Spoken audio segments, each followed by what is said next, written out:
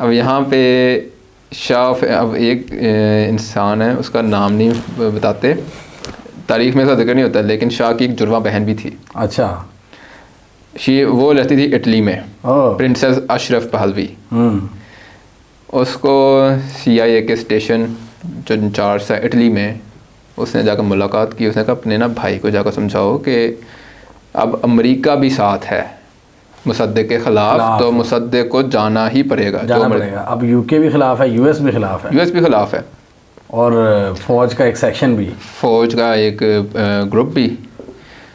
तो शाह को थोड़ी आ गई कि अच्छा हौसला आ गया कि अमेरिका अब हमारे साथ है।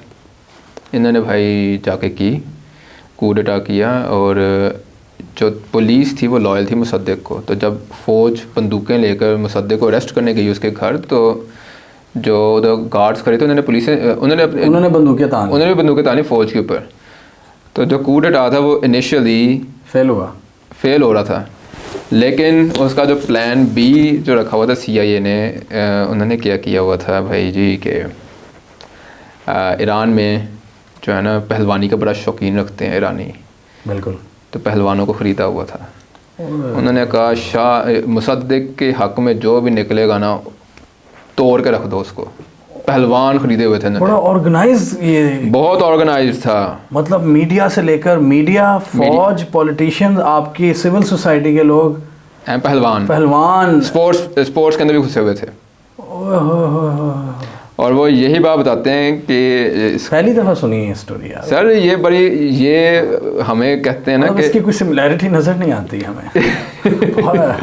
वेरी इसका मैं रीड कर रहा था, ये मैं बता रहा था आपको कि पहलवानों ने बड़ा इम्पोर्टेंट रोल प्ले किया है कि मुसद्दिक के लिए जो लोग 1952 में निकले, वो 1953 में क्यों नहीं निकले?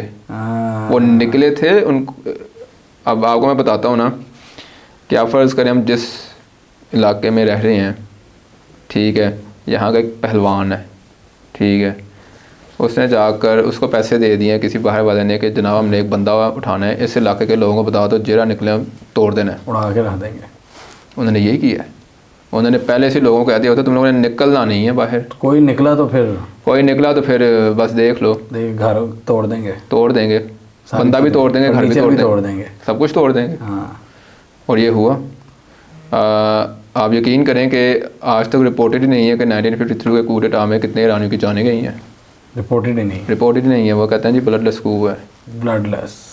बहुत थोड़ी सी जानें बताते हैं, रिपोर्ट नहीं किया हुआ, लेकिन रिपोर्ट ही नहीं सही तरीके से किया हुआ। और पहला कू था जो 15 अगस्त को शुरू होता है और 19 अगस्त को जाकर ख़त्म होता है, कि इतनी देर तक इनका तनाव चलता रहा है, इतना डिफ़िकल्ट था मुसद्दिक को हटाना। लेकिन वो कहते हैं ना कि फॉर ईरानी कौम, ठीक है, एज अ कौम ईरानी बहुत, मैं उन्हें कहता हूँ, उनके अंदर ना एक है very high sense of national pride है, बहुत high sense of national pride है। हम पाकिस्तानी से कई गुना ज़्यादा है। ज़ाहिर बात है, एक हिस्ट्री है उनकी, एक बहुत लंबी तारीख़ है। फिर और मैं बरतानिया में ईरानियों के साथ मेरा उनके साथ वो भी हुआ है। वेरी नफीस लोग, बड़ी अच्छी उनकी खुश अखलाक़ी से मिलते हैं।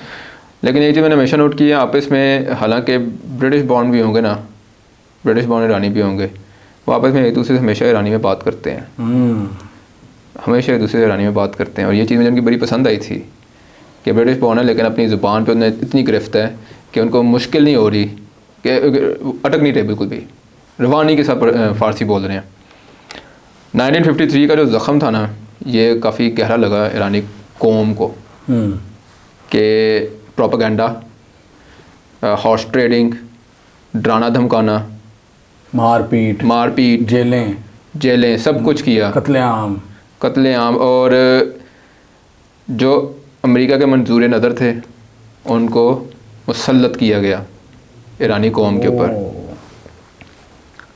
और आज भी ईरानी, हम तो कितने कूड अटैक्स हुए हैं हम तो याद ही नहीं करते, जो बड़ी दुख वाली बात है। यानी हमें कि जितना मैंने एक चीज़ नोट किया कि ईरानियों ने एक एक दिन की तारीख़ लिखी हुई है अपने कूड अटैक की, कि इस दिन को ये हुआ था। एक बड़ी अच्छी ईरानियों की ना वेबसाइट थी मुसद्दिक प्रोजेक्ट, उसमें सारा बताया हुआ है कि what happen day by day, इतनी डिटेल्ड हिस्ट्री, किस तरह ये अमेरिकन ने कंट्रोल हासिल किया, कंट्रोल ऑपरेशन था, और एक बंदा इंपॉर्टेंट पोजीशन पर बाय किया हुआ था, जेलों में हो चाहे बाहर हो, मीडिया पॉलिटिक्स ये वो टॉप पोजीशन पे लोग, टॉप पोजीशन के लोग, और एक जो इरानियन एलीट थी उसको भी पकड़ा हुआ था, इरानियन एलीट को भी पकड़ा हुआ था, अनदर पोर्शन जो कि यानी वो इतनी एक्टिवली इन्वॉल्व नहीं होती, वो पैसिवली इन्वॉल्व होती है। पैसिवली इन्वॉल्व इस तरीके से होती है कि वो किसी किस्म की वो नहीं करती, क्या कहते हैं ना, वायलेंस नहीं, यानी रेजिस्टेंस नहीं शो करती, वो एक्सेप्टेंस शो करती है, टॉलरेंस शो कर देती है, एम्ब्रेस किसी को एम्ब्रेस कर लेती है। और उसका फिर ये हुआ कि after 1953 Mohammad Reza Shah Pahlavi he is all strong, ठीक है, लेकिन आप ये देखें कि ईरान, उसके बाद ना ईरान में इकोनॉमिक प्रोग्रेशन बहुत हाई आती है। ईरान आज भी मुआशी लिहाज से बहुत बेहतर है, इसकी हम बात करेंगे बाद में। यानी आप ये अंदाज़ा लगाएं 1953 ऑनवर्ड्स 1971 ईरान का जीडीपी ना 10% से ग्रो किया, 17 साल 10% से ग्रो करता रहा जीडीपी उनका।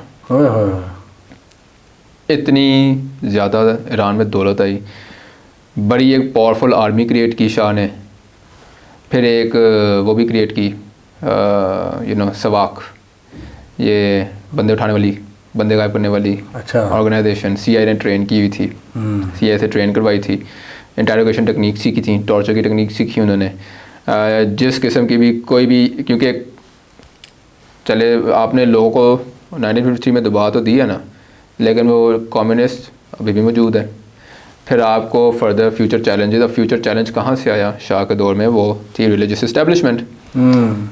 शाह ने एक वो आया था ना पाकिस्तान के नबी, एनलाइटेंड मॉडरेशन, मुशर्रफ वाला, हाँ जी, वो उधर आया था, वाइट रेवोल्यूशन आया था, जिसके तहत उन्होंने बड़ी मीडिया और यूनिवर्सिटी में बड़ा लिबरल हो गया था, सऊदी अरब बड़ा लिबरल हो गया था उस दौर में, सऊदी ने भी कोशिश की थी बड़ी, इवन शाह ने भी लेटर्स लिखे थे सऊदीज़ को, हाँ जी, कि आप भी ना ज़रा थोड़ा सा खुलें, आप भी मीडिया वगैरह करें काम, आप क्या पुराने वक्तों में बैठे हुए हैं।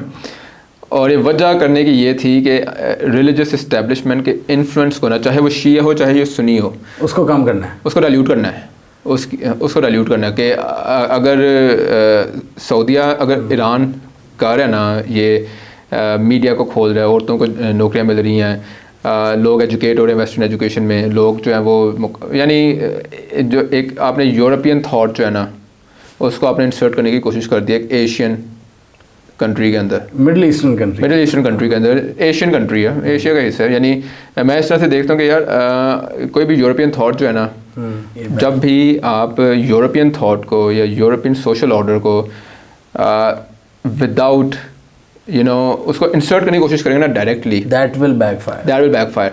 आपको उस थॉट को, क्योंकि यूरोप ने जो है ना वो सारी की सारी जो वो जो इनकी मॉडरेशन हुई, उनके अंदर जो ये जो क्या कहते हैं उससे रेफॉर्मेशन जो उनकी है वो ऑर्गेनिक थी, वो कहीं से बाहर से आर्टिफिशियली इंसर्ट नहीं की गई, वो ऑर्गेनिक डेवलपमेंट है यूरोप में। लेकिन वेस्ट ने उसको एशिया के कई जगहों पे मुसल्लत करने की कोशिश की, जैसे शी जिनपिंग कहते हैं ना आज भी बाइडेन को कि चाइना स्टाइल डेमोक्रेसी, आप हम पे इम्पोज नहीं कर सकते हमारी अपनी डेमोक्रेसी का वर्जन। वो असल में ना एक कोल्ड भी कहते हैं कि हमारा मुल्क ना 5000 साल पुराना है, तुम्हारा 500 साल पुराना है। वो इस तरह एक चाइनीज हिस्टोरियन ने भी बात की थी कि we have 5000 years of history, a country with a 500 year history shouldn't tell us कि what we should do।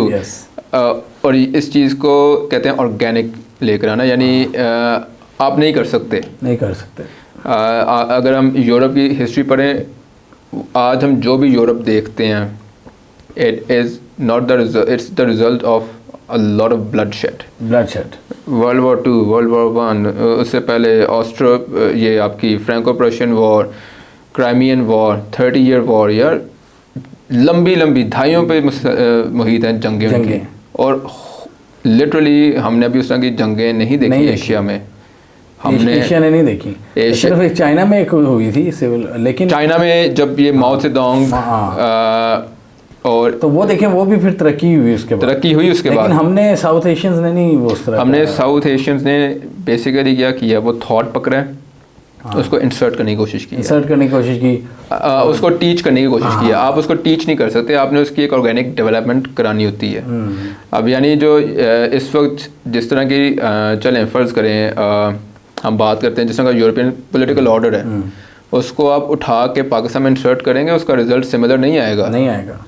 आपको उसके लिए एक ऑर्गेनिक डेवलपमेंट चाहिए, आपको एक इंडिजिनस थॉट चाहिए करना चाहिए कि आपके गांव में क्या थिंकिंग है, आपका पंचायत सिस्टम है, आपका जरगा सिस्टम है, तो आपको वो चीज़ें मिला के उसका एक मुरक्कब बनाना चाहिए। हम कोई और उसके लिए ना यार जहाँ जो सबसे ज़रूरी चीज़ है वो है वक्त। आप ये नहीं कर सकते 10 साल और नहीं आया छोड़ो, कुछ और ट्राई करते हैं। ये बहुत बड़ा इशू है।